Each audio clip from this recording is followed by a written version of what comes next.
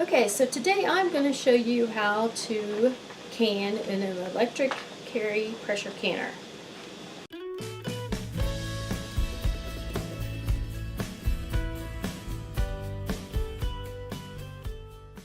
Now if you didn't watch my previous unboxing video, I want to explain that I did get a special discounted price on this in exchange for a review.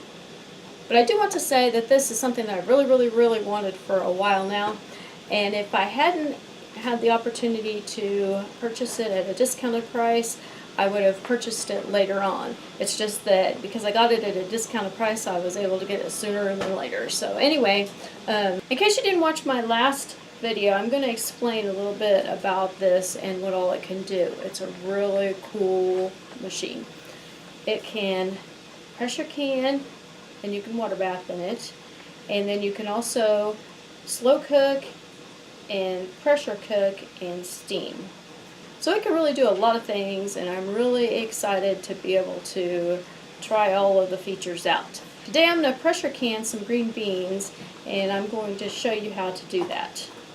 So first of all, I'm going to open it up, and inside there's a pot. And then we have the canning rack that goes in here. So you can put that in there. And then you go ahead and put your jars in. Now this one can hold 4 quart size jars, but it can only hold wide mouth. The regular mouth is just a little bit too tall to fit in here. So I didn't quite have enough green beans, so I'm adding in a pint. And then next you add 4 cups of water.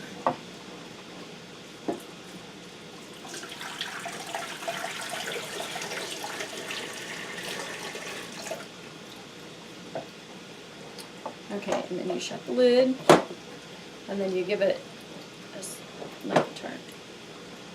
So what makes this electric pressure cooker canner different than other pressure cookers that have the canning option is that this one has 2 different pressure limiting valves. And this black one right here is for canning in low altitudes, and then this green one, which I already have on the machine right here, is for canning in higher altitudes. And this green one is what I need. This black one would be used for canning in any altitude less than 1,000 feet above sea level.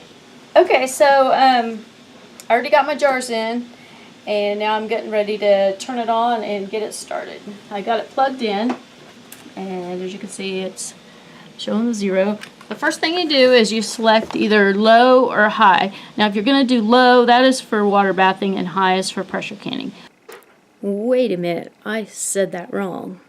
High is for high pressure canning, low is for low pressure canning, and this right here is for water bathing. Okay. Now the difference between high pressure canning and low pressure canning on here, according to the manual, is high is for pressure canning vegetables and meats and other low acid foods, and low is for pressure canning jams and jellies and things like that. Now normally I would water bath jams and jellies.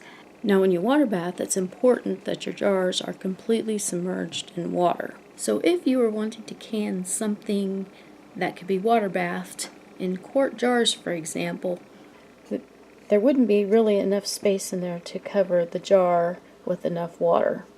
So in that case, you would use the low pressure canning option. Since I'm doing green beans and I need a pressure can, I'm going to press high.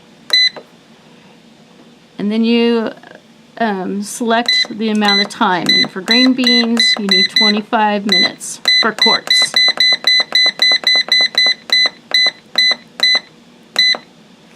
Okay, and then after that, you press start. Okay, and you want to make sure that the pressure limiting valve is set on exhaust, like that. Now the digital dial will rotate like this until it reaches the proper internal temperature. And this could take up to 30 minutes depending on various conditions. Okay, so I missed this, but what it did was it steamed for a while, and then when it got through steaming, it beeped, and then it showed E10. And when that happens, you have to move the pressure limiting valve from exhaust to airtight. And then from there, it will count down to 0. And then when it counts down to 0, after that, it will start timing the amount of time you put in, and that's when it starts the pressure part of it. Because right now, it is building up pressure. Okay, so I guess it didn't need to count down to 0 because it only counted down to 7, and now it must have reached the proper pressure because now it is actually canning.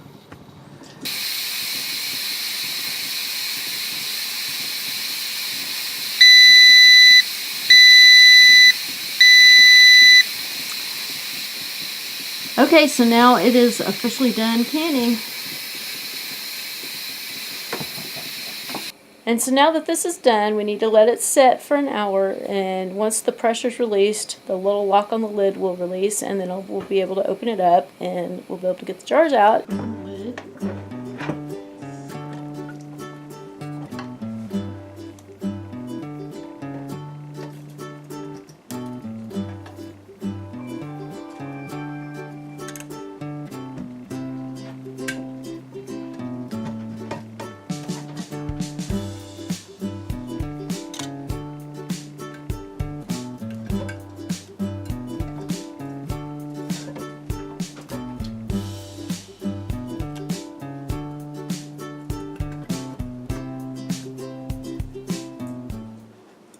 So far from just using it this one time, I definitely feel like it makes canning a whole lot simpler.